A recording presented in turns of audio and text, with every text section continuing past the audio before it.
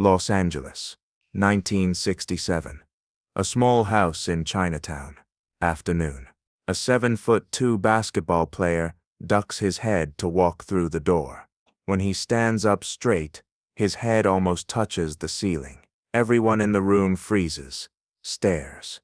They have never seen anyone this tall in their lives. His name is Lou Alcindor.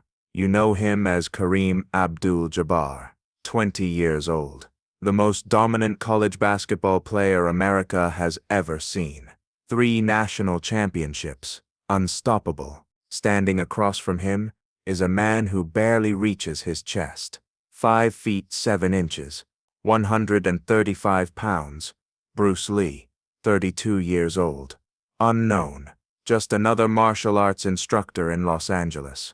No movies yet, no fame, just a canceled TV show and a small studio. What happens in the next 5 minutes doesn't just start a friendship. It changes how both men think about power, about size, about what it really means to be strong. Bruce Lee looks up at Kareem, way up.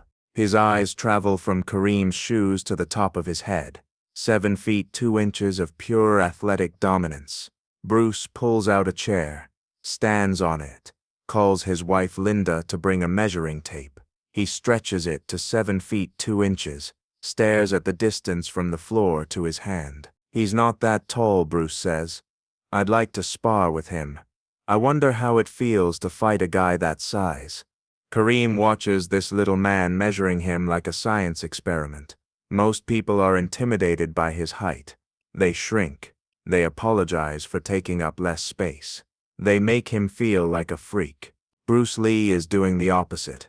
He's calculating, planning, already figuring out how to fight someone twice his size. Kareem has met martial arts instructors before. In New York, he studied Aikido. He knows the type. Stiff, formal, demanding respect before teaching anything. Bowing, silence, hierarchy. Bruce is different. He greets Kareem with a broad smile. Friendly, warm. They talk about UCLA basketball first, not martial arts. Oh, basketball. Bruce wants to know about the games, the pressure, the championship. He treats Kareem like a person, not a specimen. Then Bruce says something that surprises Kareem. Let me show you what I can teach you. Bruce calls Linda over, his wife. Small, maybe 120 pounds. She walks out from the patio where she's been watching. Bruce points to the heavy punching bag hanging from the ceiling. Thick, dense, heavy as a body. Hold it as tight as you can, Bruce tells Kareem. Kareem grabs the bag, braces himself. He's 7 feet 2, 220 pounds. An elite athlete. He's held punching bags before. He knows what to expect. Linda's gonna kick the bag, Bruce says. Kareem almost laughs. This small woman is going to kick a bag that he's holding. He outweighs her by 100 pounds. He's a foot and a half taller. What could she possibly do? Linda grins, gets into position. Kareem lowers the bag so it's at her head level. Condescending, helpful. Assuming she can't reach higher. Your chest, Linda says. Points up. Do you want Bruce to show you where that is? Kareem raises the bag, feels slightly embarrassed, braces himself. This will be nothing. Bruce nods at Linda. She fires off a side kick. The impact rocked me backward a few feet, readjusted my spine, and possibly rearranged the order of my teeth. Kareem stumbles, almost falls. The force traveled through the bag, through his arms, into his center of mass, like getting hit by a car. From a woman half his size. Bruce and Linda stand there smiling, watching the shocked expression on Kareem's face.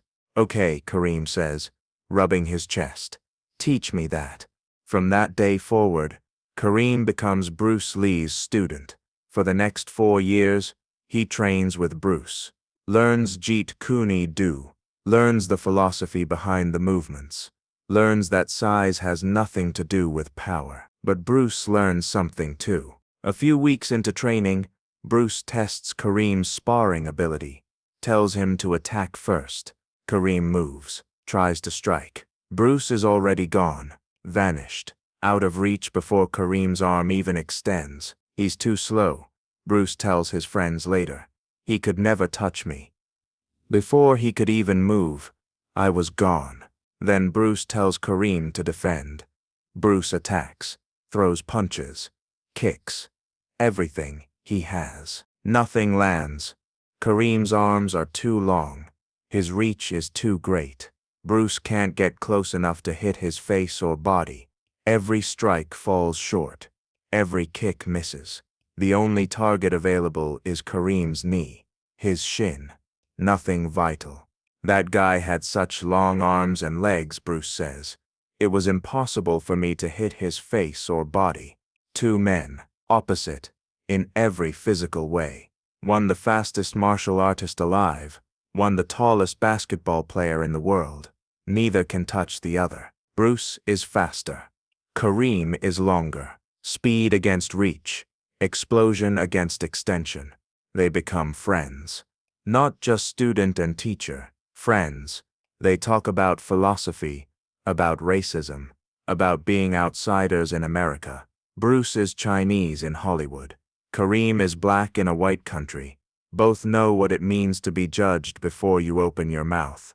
Bruce teaches Kareem something that changes his career. The discipline and spirituality of martial arts has greatly influenced me to be competitive enough in the NBA for 20 years with very few injuries. 20 years, 18 playoff appearances, 6 championships, 6 MVP awards, the greatest scorer in basketball history, and Kareem credits Bruce Lee for the longevity, for the flexibility, for the stretches he still does 50 years later.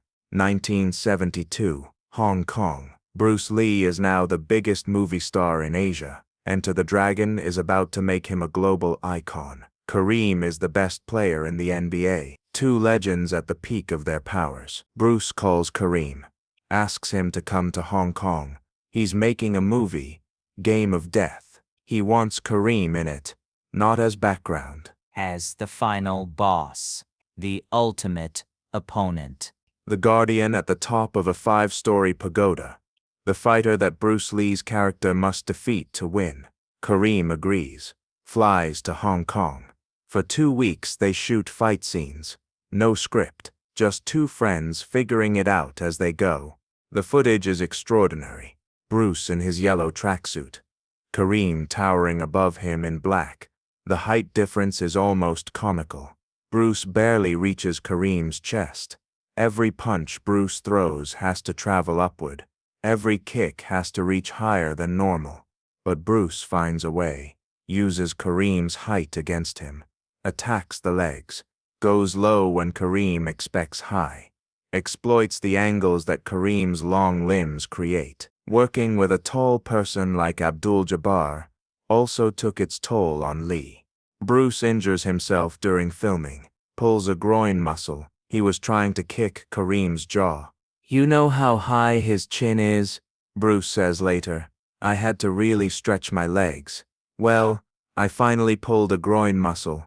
I had to take it easy for a full month before I could kick again. The 5'7" martial artist, injured trying to reach the 7'2" basketball player. Even Bruce Lee has limits. But they finish the scenes. The footage is preserved. Bruce plans to complete the movie after Enter the Dragon. He never does. July 20th, 1973. Bruce Lee dies suddenly. Cerebral edema. He's 32 years old. Kareem is on his way to visit him. In Singapore. About to fly to Hong Kong. He hears the news. Stops. Can't process it. His teacher, his friend, gone.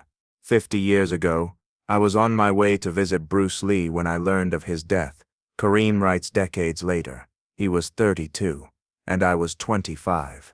He had been not only my martial arts teacher, but my close friend, and I was still young enough to not yet have experienced much profound loss in my life, which is why his death hit me so hard. I felt like I'd tumbled overboard from a ship that had sailed on without me. When people ask Kareem about Bruce Lee now, He doesn't talk about the movies, doesn't talk about the fighting, doesn't talk about Game of Death. I remember Bruce as a friend. The whole martial arts thing is secondary to our friendship. That's what he says. Every time. The friendship. Not the legend. Not the icon. The man who smiled when they first met. The man who talked basketball before Kung Fu. The man who became his brother. Game of Death is released in 1978. 5 years after Bruce's death, the studio finishes it with stunt doubles and cardboard cutouts of Bruce's face. It's a mess. Not what Bruce intended. But the footage of Bruce and Kareem survives. 11 minutes of two friends fighting on screen. The most iconic fight scene in martial arts history, still referenced 50 years later, still parodied, still studied. John Wick, Rush Hour, Kill Bill, they all pay homage to that footage, to those 2 weeks in Hong Kong, to a friendship that transcended size, race, and everything else that was supposed to keep them apart. Kareem goes on to play 20 more years in the NBA, scores more points than anyone in history, wins 6 championships, becomes a writer, an activist, a voice for justice. Bruce Lee becomes immortal, the face of martial arts forever, the man who brought Kung Fu to the West, the legend who died too young. But before all of that, they were just 2 men in a small house in Chinatown. A giant who couldn't believe a small woman knocked him backward. A fighter who couldn't believe anyone could be that tall. Circumstances should not change who you are, Kareem says now, quoting what Bruce taught him. He never let fame or pressure rewrite his values. That's something I try to live by every day. 2 men who had nothing in common. Different sizes, different sports, different worlds. But they found each other, taught each other, changed each other. Bruce taught Kareem that size doesn't determine power, that technique beats strength, that the smallest person in the room can generate the most force. Kareem taught Bruce that some advantages can't be overcome, that reach matters, that even the fastest fighter alive can't hit what he can't reach. They made each other better. Isn't that what friendship is? There are some very tough guys at 155 pounds, Kareem says now, laughing. Bruce taught me that. And Bruce learned something too. It's hard fighting somebody with long arms. 2 lessons. 2 men. 1 friendship that outlasted both their careers. Who in your life is teaching you something you can't learn alone? Who are you teaching something they can't discover themselves? Because the best friendships aren't between equals. They're between people who have something the other needs. People who fill each other's gaps. People who make each other complete. Bruce Lee needed someone who could challenge his assumptions about size. Kareem needed someone who could show him that power isn't about mass. They found each other in 1967, a small house in Chinatown, a giant ducking through a doorway, a fighter standing on a chair with a measuring tape. That's how legends meet. Not with fanfare, not with cameras, just 2 people curious about what the other knows. Find your Bruce Lee, or be someone's Kareem, because the best lessons come from the people who are nothing like you.